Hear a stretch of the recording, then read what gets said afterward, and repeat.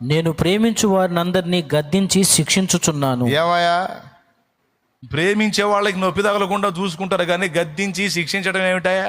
గద్దింపులో ఉంచాడు, శిక్షలో ఉంచాడు. శిక్ష అంటే శిక్షణము, శిక్ష అంటే శిక్షణము. పాడు కాకుండా, నాశనం కాకుండా, నశించిపోకుండా, భ్రష్టత్వం కాకుండా, భక్తిహీనులం కాకుండా కృపగల దేవుడు మనల్ని నానావిధ శ్రమలలో నడిపించుట మనకెంత క్షేమము, ఎంత మేలు. అబ్బా, అన్యులు సమృద్ధిగా దీవించబడుతున్నారన్న. సొదొమ గొమొర్రా వాళ్ళు కూడా బాగా దీవించబడ్డారు.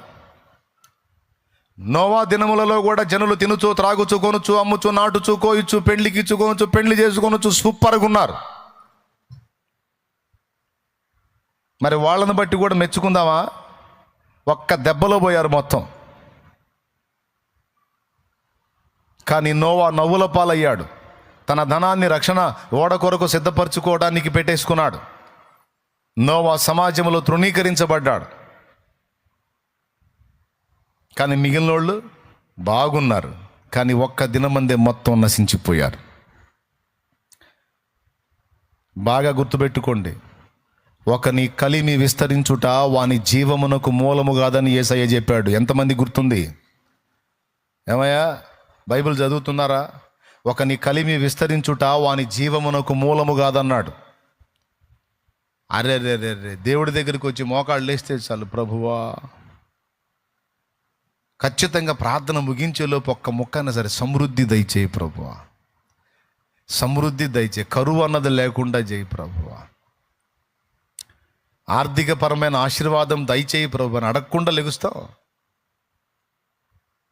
నా దేవుడికి తెలుసు ఎంతవరకు నీకు బరువు ఉంచాలో, నీ బరువుని ఎప్పుడు తొలగించాలో నా దేవుడికి తెలుసు. నువ్వేం గందరగోళం కావాల్సిన అవసరంలా, ఇబ్బంది పడాల్సిన అవసరంలా. కొంతమంది ఒక పక్క అప్పులు పెట్టుకుంటారు, ఒక పక్క ఆస్తులు పెట్టుకుంటారు. ఒక పక్క అప్పులు పెట్టుకుంటారు, ఒక పక్క ఆస్తులు పెట్టుకుంటారు. మనశ్శాంతి పాడు చేసుకుంటారు. పోతే పోయినాయి ఆస్తులు. అవసరమైతే తెగనమ్మి నీ మీద బరువు తీసేసుకో. ఆస్తులు లేకపోయినా ఉండటానికి, తినటానికి అంత ఆహారం దొరికి ప్రశాంతంగా నెమ్మదిగా నీ బతుకు సాగిపోతే స్తోత్రం.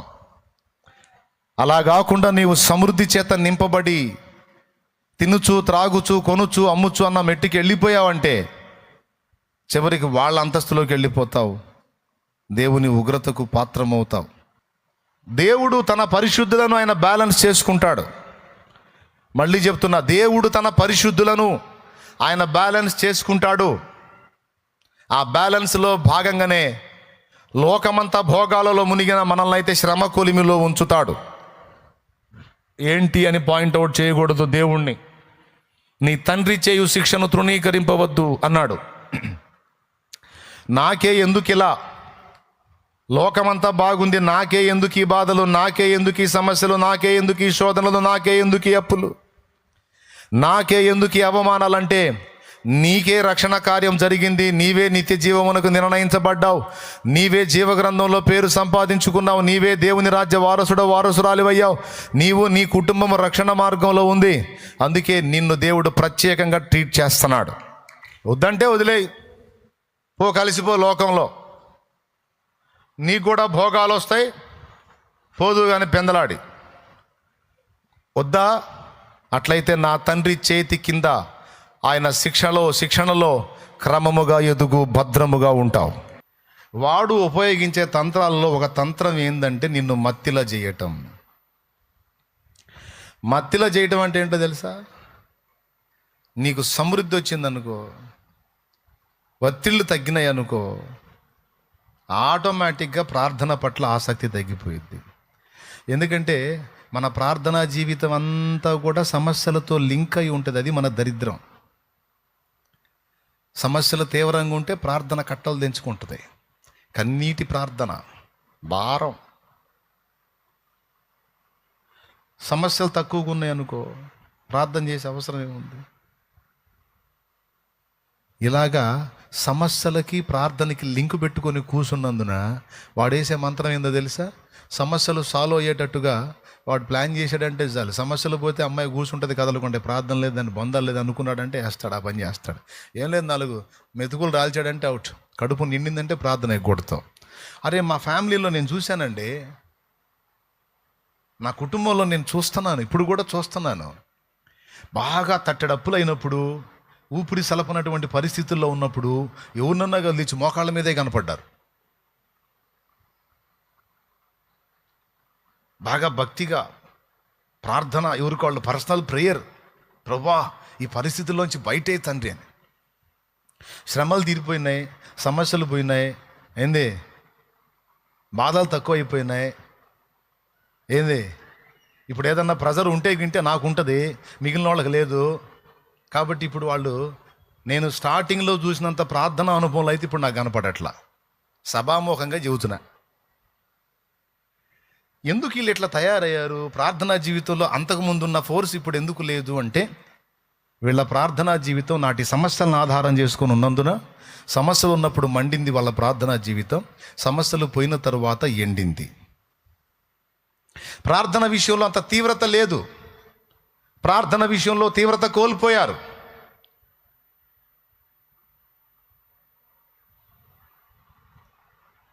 మళ్ళా వాళ్ళు ప్రార్థన చేయాలంటే ఏం రావాలి? అగసాట్లు రావాలి, మళ్ళా కొత్త అప్పులు కావాలి, మళ్ళా ఆ బరువు నెత్తిన భారం అవ్వాలి, ఇశ్రాయేలు శ్రమలాగా. అప్పుడు మళ్ళీ ఎక్కడోళ్ళు అక్కడ హల్లెలూయా హల్లెలూయా హల్లెలూయా హల్లెలూయా అనుకుంటా లైన్లోకి వస్తారు. అయితే ఈసారి నా కుటుంబానికి నేను అలా చెప్పలా. నా కుటుంబానికి నేను ఏం చెప్పానంటే, సమస్యలను, బాధలను, శ్రమలను ఆధారం చేసుకొని మన ప్రార్థనా జీవితం ఉండకూడదు. దేవునితో మనకున్న అనుబంధాన్ని బట్టి మన ప్రార్థనా జీవితం ఉండాలి. దేవునితో మనకున్న రిలేషన్ని బట్టి, అనుబంధాన్ని బట్టి ప్రార్థనా జీవితం ఉండాలి. కానీ మన సమస్యలను ఆధారం చేసుకొని ప్రార్థనా జీవితం ఉండరాదు అని నేర్పా. నా బతుకులోనూ ఇంటోళ్లలోనూ చాలా వరకు చాలా విషయాలు చూసి నేను చాలా పాఠాలు మీకు నేర్పుతున్నా. పరిశోధన అంతా మన మీదే. ఇప్పుడు నేను చెప్పే చాలా సంగతులు నీకు అనుభవాలు, నీ అనుభవాలు నాకెట్టా తెలుసు అంటే, నేను కూడా ఫేస్ చేశా కాబట్టి తెలుసు నాకు. నన్ను చూస్తా, ఫ్యామిలీ మెంబర్స్ని చూస్తా, ఎవరి సైకాలజీ ఎలా మారిందో చూస్తా. కడుపు మండినప్పుడు వీళ్ళు ఎట్ట ఫీల్ అయ్యారు, కడుపు నిండినాక వీళ్ళు ఎట్ట తయారయ్యారు, ఎవరు అనుభవాలు ఎలా మారినాయి, అసలు వీళ్ళ సైకాలజీలు ఎలా ఉన్నాయి. అప్పుడప్పుడు కొన్ని రాళ్ళు వేసి కూడా ట్రై చేస్తా.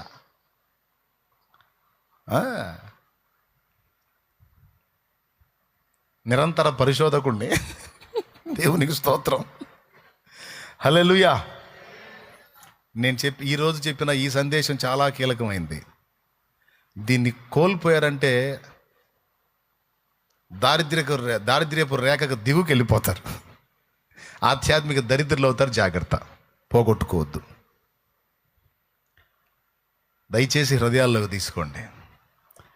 ప్రార్థనా జీవితం దేంతో ముడిపడి ఉండాలి? సమస్యలతో ముడిపడి ఉండాలా? అట్లయితే సమస్యలు తీరిన తర్వాత పోతుంది. సమస్యలతో కాదు, దేవుని మీదున్న ప్రేమ, అనుబంధంతో ఆ అనుసంధానమై ఉండాలి ప్రార్థనా జీవితం. శ్రమ ఉన్నా, శ్రమ లేకపోయినా కూడా దేవుని మీదున్న మమతను బట్టి నువ్వు ప్రార్థనా జీవితాన్ని కానీ సిద్ధపరచుకుంటే, ఎనీ టైం, సర్వకాల సర్వావస్థల యందు నువ్వు ఆయన దగ్గరే కూర్చోడానికి ఇష్టపడతావు. ఎందుకు? నీకు ఆయనతో అలాంటి అనుబంధం ఏర్పడింది. ఆయనతో మాట్లాడకుండా ఉండలేవు, ఆయనతో గడపకుండా ఉండలేవు. సమస్యలు తీరిన తర్వాత ఇంకా ఎక్కువ దగ్గర అయిపోతావు. సమస్యలు ఉన్నప్పుడు ఒక విధంగా ఉన్నా, అవి తీరి నీకు విడుదల వస్తే ఇంకా దగ్గర అయిపోతావు. ఆయన్ని ప్రేమిస్తే, ఆయన మమతతో నువ్వు కనెక్ట్ అయితే ఆకర్షించబడతావు. ప్రార్థనా జీవితం అలా డిజైన్ చేయబడాలి. ప్రార్థనా జీవితం దేవుని మీద ప్రేమను బట్టి ఏర్పరచబడాలి, కానీ మన సమస్యల్ని బట్టి కాదు. సమస్యలను బట్టి అయితే సమస్యలు తీరినాక అది మారిపోయింది. అందుకే సైతాను కూడా 4 మెతుకులు రాలుస్తాడు, కొన్ని నీకు అందేటట్టు చేస్తాడు. ఇదిగో సమస్యలేగా నీకు 4 మెతుకులు రాలుస్తున్నపో, తీరిపోయినాయిపో, శుభ్రంగా గుక్కడి తిని హాయిగా నిద్రపో. అదిగో సినిమా చూడు, అదిగో కొత్త సీరియల్ స్టార్ట్ అయింది, సూపర్, తీసి చూడు. అదిగో సెల్ ఫోన్లో ఈ చెత్త అంతా చూడు, అది ఇది చూడు, అది చూడు. ఇంకా ప్రార్థన వదిలేసే, ప్రాబ్లమ్స్ పోయినాయి కదా. ఆదివారం చర్చికి పో, నేను కాదంటే కదా, పో. పాటలు పాడు, వచ్చిన కాడికి సందా వేసిరా, సందాకు కూడా డబ్బులు ఇస్తా, నేనే ఇస్తా, పో అంటాడు. నిన్ను మత్తిలా చేస్తాడు. నువ్వు మత్తుగిల్లావంటే అవుట్. ప్రార్థన ఆగితే విశ్వాసం ఆగిపోయింది. విశ్వాసం డౌన్ అయిందంటే నీ కథ కాటికే. అర్థమైందా? అందుకని వాడు ఆ విశ్వాసాన్ని డౌన్ చేయడానికి ప్రార్థన, వాక్యం రెండింటిని చెడగొడతాడు. చెడగొట్టడానికి అవసరమైతే ఇలాంటివి కూడా వాడు ఏర్పాటు చేసే అవకాశం ఉంది. అందుకే నేను చెబుతున్నా, వాక్యమైనా ప్రార్థన అయినా దేవుని మీద ఉన్న మమతను బట్టి నువ్వు ఆ లింక్ చేసుకో, కానీ సమస్యలను బట్టి. రోజు వాక్యం చదవకపోతే ఏమన్నా అయిద్దేమో అని వాక్యం చదవవాకు. రోజు ప్రార్థన చేయకపోతే సమస్యలు పోవేమో అని ప్రార్థన చేయవాలి. నీ ప్రార్థనా భారం, వాక్య భారం సమస్యల్ని బట్టి కాదు, కానీ దేవుని బట్టి ఉండాలి. తాగుబోతోళ్ళని చూడండి, మందుతో వాళ్ళు ఏర్పరచుకున్న అనుబంధం ఎలాంటిదో తెలుసా? అది ఆనందానికి దుఃఖానికి మధ్యలో ఉండింది కాదు, అది వాటికి అతీతంగా ఏర్పరచుకున్నాడు వాడు అనుబంధాన్ని. ఆనందాన్నో దుఃఖాన్నో బేస్ చేసుకుని వాడు దాన్ని కనెక్ట్ అవ్వడు. త్రాగుబోతూ కావాలంటే అడిగి చూడండి, దానికి అతీతంగా అనుబంధం ఏర్పాటు చేసుకొని ఉంటాడు బాటిల్తో. ఎలాగో చెబుతాను నేను. అప్పులైన అనుకో, తాగుతాడు. ఎందుకు తాగేవరా? అప్పులన్నా తట్టుకోలేక తాగుతున్నా అంటాడు. తీరిని అనుకో, తాగుతాడు. ఎందుకు తాగేవరా? అప్పులు తీరిని అన్నా, ఆనందం అన్నా. అరే, మందు మాత్రం మానుకో. ఎట్లా మానుతానన్నా? ఆ అనుబంధమే వేరు. ఇప్పుడు వాడి అనుబంధం దేని కేంద్రం చేసుకొని ఉంది? మందు మీద మమత కేంద్రం చేసుకొని ఉంది. అంతేగాని వాడు ఆనంద దుఃఖాలతో దానికి సంబంధం లేదు. కాబట్టి వాడు సర్వకాల సర్వావస్థల యందు ఏ పాయింట్ అయినా అడ్డం పెట్టి మందు దగ్గరికి పోతాడు. అర్థమైందా?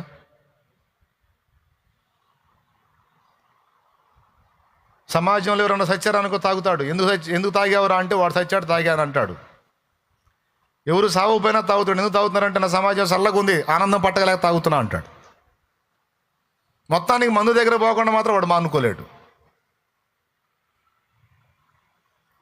అంటే ఏదన్నా చూపించి, ఏదో వంక చూపించి మందు కాడికి పోకుండా వాడు ఉండాలి. దేవుని విషయంలో మనకి అలాగా కనెక్ట్ అవ్వాలి. తాగుబోతుడి దగ్గర నేర్చుకోవడానికి పాఠాలు ఉంటాయి మనకి. దేవునికి స్తోత్రం. గతంలో చెప్పా. ఇప్పుడు వాడు దేన్ని కేంద్రం చేసుకున్నాడు? సమస్యల్ని, ఆనందాన్ని కేంద్రం చేసుకున్నాడా, లేకపోతే మందునే కేంద్రం చేసుకున్నాడా? అది. అందుకని వాడేం పడతా, సర్వకాల సర్వావస్థల యందు మేలు కలిగినా కీడు కలిగినా నిన్ను మాత్రం వదిలిపెట్టను. అట్లా ఏర్పరచుకోవాలి దేవుడితో అనుబంధాన్ని. దుఃఖం కలిగిందనుకో, సమస్యను బట్టి ప్రార్థన. సమస్య తీరిందనుకో, ఆనందాన్ని బట్టి కూడా ప్రార్థనే. అప్పుడు సైతానుగాడు వేసుకుంటాడు ముసుగు.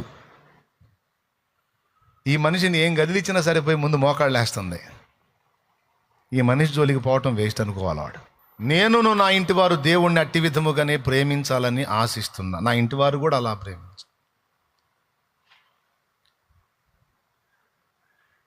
దేవునితో గడుపుదాం రండి, దేవునితో మాట్లాడుకుందాం రండి, దేవునితో గడుపుదాం రండి. శ్రమ కలిగిన వేళ గడుపుదాం రండి, సంతోషం కలిగిన వేళ గడుపుదాం రండి. పని దినమున ఖాళీలో గడుపుదాం రండి. పని లేకుండా దేవుడు ఫ్రీ ఇస్తే ఆ ఫ్రీలో ఎక్కువ దేవునితోనే గడుపుదాం రండి అనుకుంటే ఎంత బాగుంటుంది. నా కుటుంబమా అని నా కుటుంబానికి చెప్తా.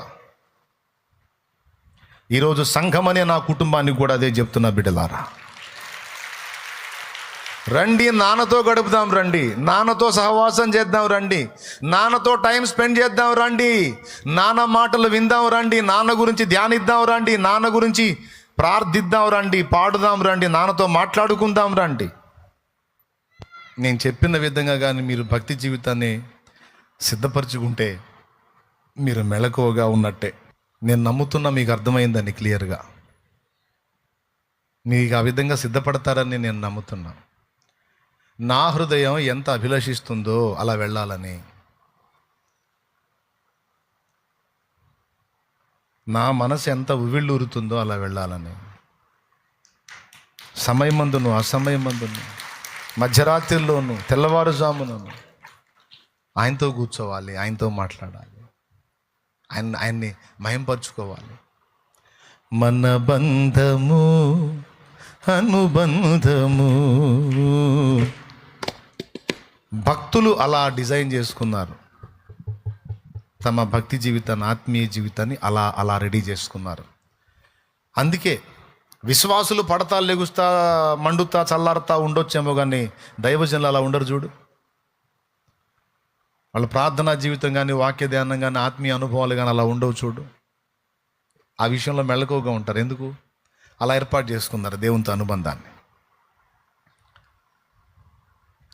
ఒకవేళ ఇంతవరకు నీకు అలాంటి అనుభవం లేకపోతే ఇక నుంచి నువ్వు అలా డిజైన్ చేసుకో.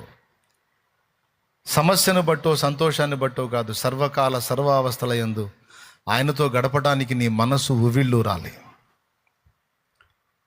ఆయన కంటే ఎక్కువ ఏది లేదు అని నీకు అర్థం కావాలి. నా ఇంట్లో నేను గతంలో రాసుకున్నాను, ప్రార్థన కంటే, వాక్య ధ్యానం కంటే మించినది ఏదీ లేదని నీవు ఎరుగుదువా, దానికంటే ఉన్నతమైన పని ఏమిటి అని రాసుకున్నా, క్వశ్చన్ మార్క్. దేవుడితో మాట్లాడుట కంటే, దేవుని స్వరము వినుట కంటే ముఖ్యమైన పని ఏమిటో చెప్పమ్మా అని రాసుకున్నా. నువ్వు వాటికి తక్కువ టైం ఇచ్చి మిగిలిన చెత్తంతా ఎక్కువ టైం గడుపుతున్నావు. ఏది గొప్పది, ఏది ముఖ్యమైంది, ఏది శ్రేష్టమైంది, ఏది అవసరమైంది? సమస్యలకు సమాధానం ఆయన పాదాల దగ్గరే ఉంది, అక్కడే వెతికా. సమస్యలు తీరినప్పుడు ఆనందం కూడా ఆయన పాదాల దగ్గరే ఉంది, అక్కడే వెతికా. వెతకాలి. శ్రమల్లో ఉన్నావా? ఆయన పాదాలు వెతికావు, శ్రమ తీర్చాడు. అప్పుడు ఇంకా ఎక్కువగా ఆయన పాదాల దగ్గర గడపాలి. భార్యాభర్త ఇద్దరు కలిసి పని చేసుకున్న అప్పులు తీరలా. దేవుడు దయదలిచి ఒక అద్భుతం చేశాడు, అప్పు తీరిపోయింది, బాధ కొలిక్కొచ్చింది. ఇప్పుడు భర్త ఒక్కడే పని చేస్తే సరిపోతుంది, భార్యకు ఫ్రీ దొరికింది. ఇప్పుడు భార్య ఏం చేయాలి? దేవుడు విడుదల ఇచ్చాడు కనుక ఆ కృతజ్ఞతతో దేవునికి దగ్గర అవ్వాలి. కానీ భార్య ఏమవుతుందో తెలుసా? లోక చెత్తకు దగ్గర అవుతుంది. మీరు ఆలోచించండి. శ్రమ కొలిమిలో మనం ఉన్నప్పుడు దేవుణ్ణి ఆశ్రయించాం, విడుదల వచ్చినప్పుడు మరి ఎక్కువగా ఆశ్రయించాలి. రాత్రి పగళ్ళు పని చేసుకునే దినాల్లో దేవుణ్ణి ఆశ్రయించావు. ఇప్పుడు ఒక పూట పని చేస్తే చాలు, నీకు 2 పూట్ల పని చేసినంత ధనం వస్తుంది అంటే ఆ మిగతా సమయం నువ్వు దేవుడితో గడపాలి. దేవుడు ఇచ్చాడు ఆ ఫ్రీడమ్. కానీ నువ్వేం చేస్తున్నావు? ఏమో నువ్వే ఆలోచించుకో, నేను కూడా ఆలోచించుకోవాలి, అందరూ ఆలోచించుకోవాలి. విడుదల ఇచ్చినప్పుడు ఇంకా ఎక్కువగా దేవునికి దగ్గరికి అవ్వాలి. కానీ ఇదేంది, విడుదల దొరికి నాకు పూర్తిగా దూరం అయిపోయే దరిద్ర కొట్టు స్థితికి దిగజారిపోయారేంది? వాస్తవమా కాదా? పచ్చి నిజం. సరిదిద్దుకోండి.